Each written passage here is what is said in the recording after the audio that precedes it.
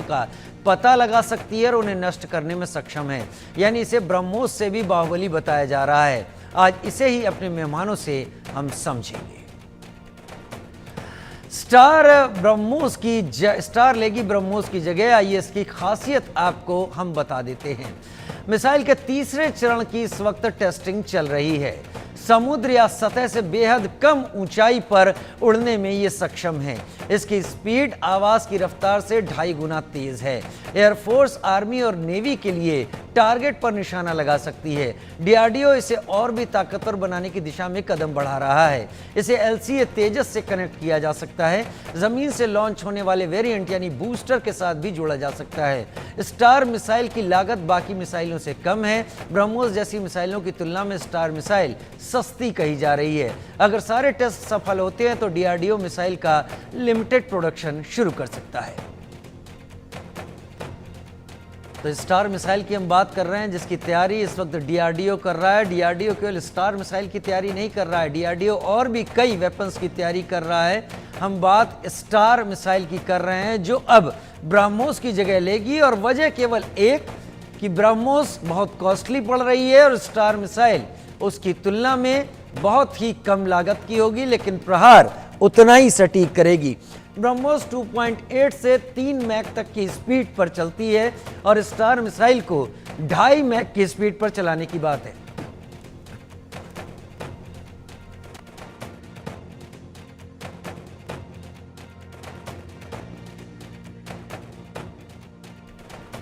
दो खास मेहमान हमारे साथ जुड़ गए। मेजर जनरल रिटायर्ड जेके बंसल डिफेंस एक्सपर्ट के तौर पर, wing commander Satyendra Duggal defence expert के तौर पर जुड़ गए। मेजर जनरल जेके बंसल, भारत की आगे भविष्य में कामयाबी तभी शायद लिखी जा पाएगी जब भारत अपने दम पर ऐसी मिसाइलों को बनाना शुरू कर देगा जो पिन पॉइंट टारगेट प्रिसीजन के साथ स्ट्राइक करेंगी और सरप्राइज उसमें एक फैक्टर रखेंगे अपने साथ जो दुश्मन को परेशान करेगा। इस लिहाज से डीआरडीओ के ये नई कोशिशें कितनी खास समझते हैं आप? गुड इवनिंग राजीव जी। देखिए, स्टार मिसाइल का जो आपने बताया डेवलपमेंट हो रहा है, वो उसको टेस्ट हो रहा है और वो कम खर्चे में होएगी। लेकिन आज बात देखनी पड़ेगी कि खर्चे की बात नहीं होती, ज़रूरत किस चीज़ की है। तो उसको ब्रह्मोस का को नहीं हम छोड़ सकते। ब्रह्मोस का भी नया जो है यूपी में भी एक बन रहा है प्रोडक्शन का, जहाँ पे करीब 100 ब्रह्मोस पर ईयर बनेंगी। और ये भी चल रहा है कि ब्रह्मोस 2 को किया जाए, जिसकी मारक क्षमता 2 से इससे डबल हो जाएगी। तो जो टाइम टेस्टेड चीज़ें होती हैं उनको हमेशा रखा जाता है। ब्रह्मोस की जो डिमांड बढ़ गई है अभी विदेशों के अंदर में भी, जब से इसका सफलता इतनी हासिल हुई है। जैसे पहले फिलीपींस ने हमको ऑर्डर दिए थे, अभी जो काफ़ी साउथ एशिया कंट्रीज हैं, इंडोनेशिया, मलेशिया, वियतनाम, थाईलैंड, सभी ने रुचि दिखाई है। उधर साउथ अफ्रीका, यूएई, कतर और सऊदी अरबिया, और उधर में जाकर चिली, अर्जेंटीना, ब्राज़ील। तो इस प्रकार से जो ब्रह्मोस है वो एक टाइम टेस्टेड है और इसने करके दिखा दिया है। हालांकि स्टार को भी रखा जाएगा और फिर दोनों को कभी ऐसा मौका मिलेगा तो दोनों को जब देखिए, टेस्ट तो होता है पर असली टेस्ट तो युद्ध के मैदान में होता है। अब युद्ध के मैदान में ब्रह्मोस ने अपना जलवा दिखा दिया है और वो एक बिल्कुल हो गया है। और जहाँ तक उसकी बात कि भाई एक्सपेंसिव नॉन एक्सपेंसिव इकोनॉमी, जब युद्ध होता है तो कई बार जो चीज़ एक्सपेंसिव होती है उसका अपना ही होता है। अब आप देखते हैं कि जैसे हूथी जो है MQ-9 रिपर ड्रोन जो अमेरिका के 3-4 नष्ट कर चुका है, जो कि बड़े महंगे हैं, और उन्होंने छोटी छोटी चीज़ों से उसको नष्ट किया। तो इसका मतलब ये तो नहीं है कि जो है अमेरिका MQ-9 जो रिपर ड्रोन है उनको यूज़ करना बंद कर देगा। तो मेरा मानना ये है कि इसको भी देखा जाएगा, और जहाँ जैसा सहूलियत होती है और कहीं पर दोनों ही चीज़ों को देखा जाता है, जहाँ सटीकता देखते हुए, अर्जेंसी देखते हुए इसका इस्तेमाल किया जाएगा। और जो ब्रह्मोस को रिप्लेस करना, मेरा पर्सनल ओपिनियन है कि अभी इस समय स्टार जो है अभी देखना पड़ेगा कि वो कर सकती है। राजीव जी। अभी देखना पड़ेगा कि स्टार ऐसा करेगी नहीं करेगी। और मेजर जनरल जेके बंसल का कहना है कि ब्रह्मोस टेस्टेड हमारा मिसाइल है और इसने काम करके दिखाया है। विंग कमांडर सत्येंद्र दुग्गल भी मेरे साथ इस वक्त जुड़े हुए हैं। विंग कमांडर सत्येंद्र दुग्गल, हम ब्रह्मोस की बातें कर रहे हैं और ब्रह्मोस ने अपने रिजल्ट्स दिए हैं, जिसके बाद ब्रह्मोस को लेकर और इसके प्रिसीजन अटैक को लेकर बहुत बातें हो रही हैं। इस बीच में डीआरडीओ एक और मिसाइल पर काम कर रहा है और कहने का मतलब यहाँ पर यह है कि इसकी स्पीड करीब 2.5 मैक की होगी और ब्रह्मोस करीब 3 मैक तक स्पीड अपनी कर सकता है। लेकिन इसे फ्यूचर के लिए एक नई तैयारी के तौर पर देखा जा रहा है। आप किस तरीके से देखते हैं इन वेपन के डेवलपमेंट को? हमें इस डिस्कशन में थोड़ा पीछे जाना चाहिए और पीछे जाके ये देखना चाहिए दैट लगभग 15 साल पहले ये डिसीजन लिया गया था एट अप्रोप्रिएट लेवल दैट हमारा जो युद्ध है, हमारे जो एक्शंस हैं, ऑफेंसिव एक्टिविटीज हैं, वो टेक्नोलॉजी बेस्ड होंगी। और उस टेक्नोलॉजी बेस्ड होने के कारण जो है वो टेक्नोलॉजी डेवलप की गई और इंपोर्ट की गई, टेक्नोलॉजी अडॉप्ट की गई। और सबसे बड़ी बात जो है वो ये है कि डिफेंस मिनिस्ट्री ने एक बड़ा सोचा समझा डिसीजन लिया कि क्योंकि अब हम टेक्नोलॉजी बेस्ड जा रहे हैं और एम्यूनिशन जो है वो भी टेक्नोलॉजी बेस्ड होगा, तो उस केस में मैन पावर की जो कॉस्ट है वो रिडक्शन की जाए। मैं इस डिस्कशन में इसमें नहीं जाना चाहता कि अग्निवीर सही है या गलत है, लेकिन अग्निवीर का जो एक डिसीजन लिया गया उसमें कम से कम एक कॉस्ट फैक्टर तो इंक्लूड था कि कॉस्ट भी एक रीजन है ताकि मैन पावर पे कॉस्ट कम की जाए। और दुनिया के सभी देश जो हैं वो धीरे धीरे जो मैन बिहाइंड द मशीन है उसकी क्वालिटी इंप्रूव करने में जुटे हुए हैं और मैन बिहाइंड द मशीन की नंबर कम करने में जुटे हुए हैं। क्योंकि अब जो युद्ध है वो मशीन बेस्ड हो गया। आप देख लीजिए कि हमने कोई उनके एयर स्पेस का वायलेशन नहीं किया, फिर भी हमने अपना अचीवमेंट कर लिया। अब मैं आपकी बात पे आ जाता हूँ कि क्योंकि वो एक पॉलिसी बेस्ड डिसीजन लगभग 15-1 साल पहले लिया गया था और धीरे धीरे वो ट्रांसलेट हो रहा है, तो जो आप ये बता रहे हैं नई मिसाइल जो आप बता रहे हैं वो भी जो मैं पढ़ रहा हूँ और मैं अपने एसोसिएट से भी इंफॉर्मेशन लेता रहता हूँ, वो इसी तरफ एक कदम है। ये हम ये नहीं कह सकते कि वो उसका रिप्लेसमेंट है ब्रह्मोस का, हम ये भी नहीं कह सकते कि वो चीपर वर्जन है, हम ये भी नहीं कह सकते कि उसमें कोई जो है वो कमी पेशी पाई गई ब्रह्मोस में। मैं तो ये कहूंगा, मैं तो इसको दूसरे नजरिए से देखता हूं। मैं इस नजरिए से देखता हूं कि इस ऑपरेशन में, इस लिमिटेड ऑपरेशन में, पीरियड में भी और स्ट्राइक में भी जो एक्सपीरियंस हुआ है वो उसके बेस पे इसको अब डेवलपमेंट में तेजी लाई जाएगी। और ये नहीं है कि ये 9 मई के बाद डिसीजन लिया गया, ये डिसीजन तो काफी पहले लिया जा चुका होगा।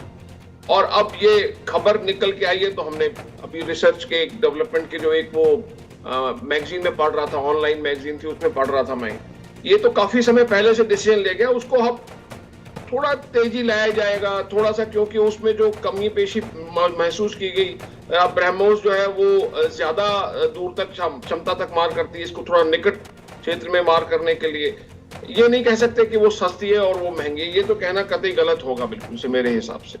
तो हमको इसको दूसरे नजरिए से देखना पड़ेगा दैट वी आर डिपेंडिंग और we are increasing our dependence on technology, we are increasing our dependence on improved arms and ammunition, we are increasing our dependency on the sophisticated arms and ammunition। तो उस नजरिए से हमें देखना चाहिए ये।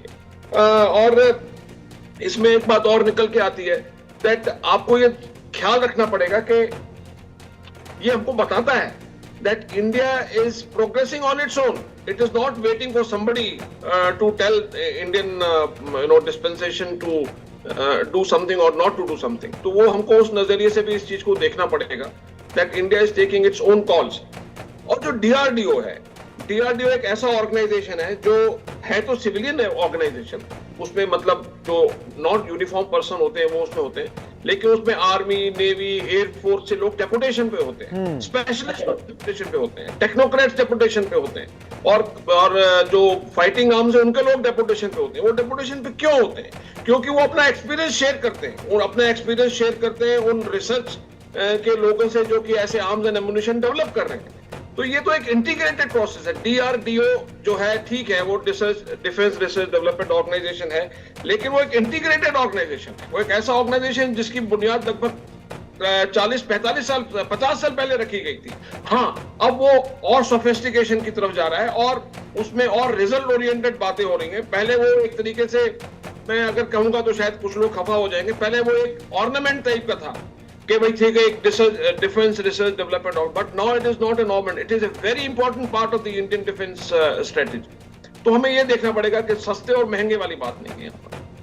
जी, सस्ते और महंगे वाली इसमें कोई बात नहीं है, भविष्य के हिसाब से खुद को तैयार करने की बात है। जेके बंसल साहब, जी जेके बंसल साहब मेरे साथ इस वक्त जुड़े हुए हैं, मेजर जनरल जेके बंसल। मेजर जनरल जेके बंसल, क्या आगे आने वाले दिनों में हमने इस वॉर को देखा, जिन लोगों ने अभी जिनके जहन में जिनके दिमाग में कारगिल नहीं है, उन्होंने इस वॉर को देखा और शायद इस वॉर से वो आगे भविष्य का अंदाजा लगाने वाले हैं।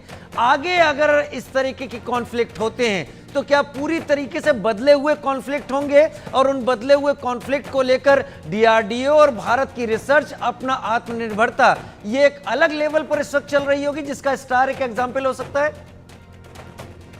बहुत अच्छा प्रश्न आपने किया। देखिए, जहाँ तक डीआरडीओ का सवाल है, डीआरडीओ का फोकस हो गया है। पहले काफ़ी wide spread, laterally express spread थी डीआरडीओ में। मैं भी करीब 25-30 साल रहा हूँ डीआरडीओ के अंदर में। तो अब वो जो है बहुत सारी चीज़ें थी, जैसे हम फूड डेवलपमेंट पे भी जा रहे हैं और इधर उधर के भी चीज़ों पे जा रहे हैं। अभी वो बहुत फोकस हो गया है। तो फोकस होने से ये है कि जो एसेंशियल है वही उसमें होगा। पहले समय भी बहुत लगता था, अर्जुन टैंक में बहुत टाइम लगा, तेजस को टेक ऑफ करने में काफ़ी टाइम लगा। तो लेकिन अभी जो है बहुत एक फास्ट ट्रैक पर काम हो रहा है, तो हमारी आत्मनिर्भरता बढ़ जाएगी, और आत्मनिर्भरता होना बहुत ज़रूरी है। आपने देखा है यूक्रेन रशिया वार के अंदर में, यूक्रेन को तो डिपेंड करना था और कंट्री पे जो दे दिया वही चलाना पड़ेगा। किसी ने अपने यूज वेपन दे दिए, किसी ने डिस्कार्डेड दे दिए, रशिया ने अपना प्रोटेक्शन बढ़ा दिया, तो उससे जो हमारा प्रोटेक्शन भी बढ़ जाएगा। और जहाँ तक आपने कारगिल की बात करी, कारगिल की और अब की बात में फ़र्क बहुत ज़्यादा है। फ़र्क ये है कि पहले तो ये कहा जाता था कि LOC आप कंट्रोल नहीं करेंगे, लाइन ऑफ कंट्रोल। आजकल तो ज़रूरत ही नहीं है। ये जो है इवन 2019 में भी जब हमने किया था एयर स्ट्राइक, तब दूसरी सिनेरियो था। अभी दूसरा है कि विदाउट क्रॉसिंग जो एयर स्पेस को आप एयरक्राफ्ट से भी और मिसाइल से भी अपने टारगेट को हिट कर सकते हैं। तो अब बहुत कुछ बदल गया है, बदलता जा रहा है। और बदलते में ये जो जितना इंटीग्रेशन है, आर्टिफिशियल इंटेलिजेंस है, वो सबको मिला करके, और स्ट्रेटजी बड़ी इंपॉर्टेंट होती है। जैसे हमारी अभी बहुत अच्छी स्ट्रेटजी ये रही कि हमने जो डमी एयरक्राफ्ट भेज दिए और वो सिग्नल छोड़ रहे थे राफेल के, तो राफेल के सिग्नल छोड़ते जो पाकिस्तान के अंदर में HQ-9 और HQ-16 जो एयर डिफेंस सिस्टम जिनने दिए थे वो एक्टिवेट हो गए। तो हमें पता लग गया वो कहाँ से आ रहे हैं। जब उन्होंने अपना उसको डैमेज करने की कोशिश की तो उनके जो ये दोनों सिस्टम को ध्वस्त कर दिया गया। अभी देखिए यही स्ट्रेटजी जो है रशिया ने भी अप्लाई किया अभी रिसेंटली 1-2 दिन के अंदर में। उन्होंने भी यूक्रेन के ऊपर में कुछ ऐसे ही डमी छोड़ करके पता लगाया कि इनके कहाँ पे हैं डिफेंस सिस्टम, उनको खत्म कर दिया। तो युद्ध में जो है अभी जो इंटेलिजेंस और बुद्धि की भी बहुत ज़रूरत है, जो कि अभी सारी जगह हो रहा है। हमारे हिंदुस्तान में इसका ज़्यादा यूज़ हुआ है, और ज़्यादा यूज़ ये हुआ है कि अभी आर्टिफिशियल इंटेलिजेंस को भी हमने इसमें यूज़ किया है। चाहे आप ब्रह्मोस के साथ ले लीजिए या जो है एयर डिफेंस सिस्टम के साथ में ले लीजिए, और उसको जो इंटीग्रेट करना और साथ में समन्वय, जो कोऑर्डिनेशन रहा है सभी तीनों आर्म्स का, तीनों सर्विसेज का, आर्मी, नेवी, एयरफोर्स और इसरो, और सब मिल करके जो काम किया है। और जो एक हमारे आप देखिए बहुत सारे इंटरव्यू अभी हो रहे हैं, जो फ्रंट लाइन पे हमारे जो ऑफिसर तो हैं, ऑफिसर्स के साथ साथ जो अदर रैंक्स हैं, मैंने देख रहा था उसमें कुछ जेसीओज हैं हमारे, या जो जवान्स हैं, वो पूरे फुल्ली वो इंटेलिजेंट हैं, वो पूरा एक्सप्लेन कर रहे हैं। वो भी जो है बता रहे हैं कि जी हाँ क्या होना चाहिए, हम क्या कर रहे हैं। तो पूरी तरह एजुकेटेड और बड़े अच्छे तरीके से जो समझ में हो रहा है। तो अभी एक बहुत ही लीन एंड थिन सोफिस्टिकेटेड हमारी आर्म्ड फोर्सेज हैं, जिसमें नेवी, एयरफोर्स, आर्मी सभी बहुत अच्छे से काम कर रहे हैं। तो बहुत ही एक समन्वय के साथ में जो चल रहा है वो बहुत अच्छी तरह से है। जैसे कि अभी कहा दोगल साहब ने भी कि ये जो इस समय चल रहा है, हमारी जो प्रोग्रेस है वो अभी बहुत अच्छी तरह से डीआरडीओ में चल रही है, जिसका 2014 से और उनको जो है स्टेटस बहुत हाई हुआ है। और काफ़ी ऐसे जैसे डॉक्टर सतीश रेड्डी थे, वो डीआरडीओ के चीफ रहे हैं, अभी कामत साहब रहे हैं। तो बहुत ही फोकस्ड और प्रोडक्टिव काम करने वाले जो है साइंटिस्ट हैं। तो इसलिए अब अच्छे से बढ़ रहा है ये, तो ये बहुत अच्छा है डेवलपमेंट। राजीव जी। विंग कमांडर सतेंद्र दुग्गल, भारत ब्रह्मोस से भी आगे सोचना शुरू कर चुका है, जिसमें हम ब्रह्मोस 2 का भी नाम इस वक्त सुन रहे हैं। हालांकि उसके लिए स्क्रैमजेट इंजन की बात कह रहे हैं और स्क्रैमजेट इंजन का अभी भारत में ही एक साइट पर 16 मिनट के लिए उस इंजन का एक टेस्ट भी हुआ है, जिसमें उसने सक्सेसफुली काम किया है।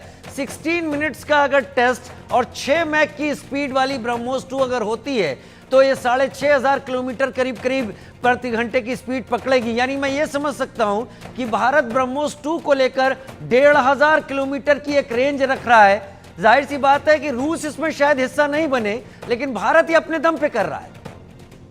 देखिए, ये जो आप बता रहे, एक ये फिल्टर्ड इंफॉर्मेशन है कि ऐसा हो रहा है, बहुत से क्षेत्र में हो रहा है। ये तो आप एक छोटा सा एग्जांपल दे रहे हैं।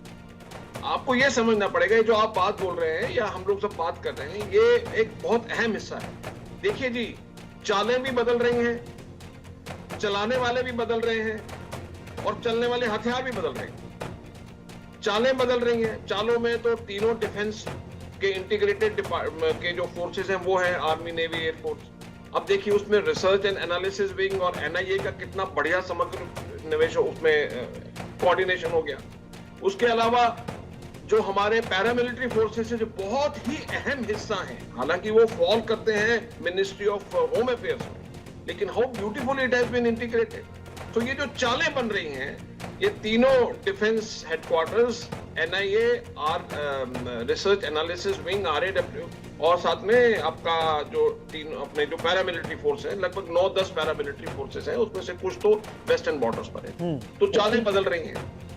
अब जैसे मेजर जनरल साहब ने कहा, चालक बदल रहे हैं।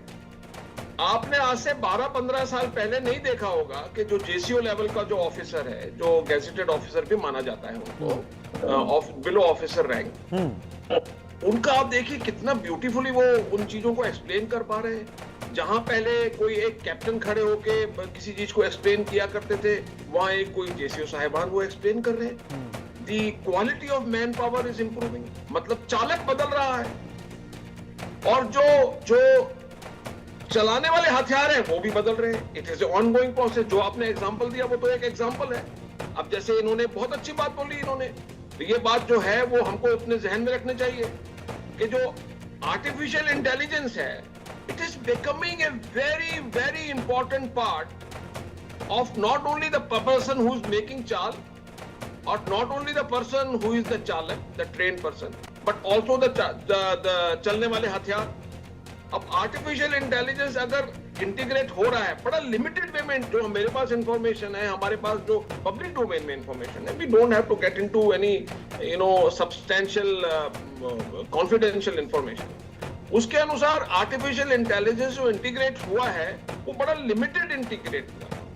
अब आप जो अक्रॉस द बॉर्डर्स गए हैं, वो सब आर्टिफिशियल इंटेलिजेंस से ही वो ड्राइव हो रहे थे। वो तो अभी इस पर बहुत ज्यादा फोकस दिया जा रहा है। और जितना भी नया हथियार आएगा, जितना भी नया चलने वाला हथियार आएगा, वो चाहे किसी भी लेवल का हो, उसमें आर्टिफिशियल इंटेलिजेंस का तो बहुत ही बड़ा रोल होने वाला है।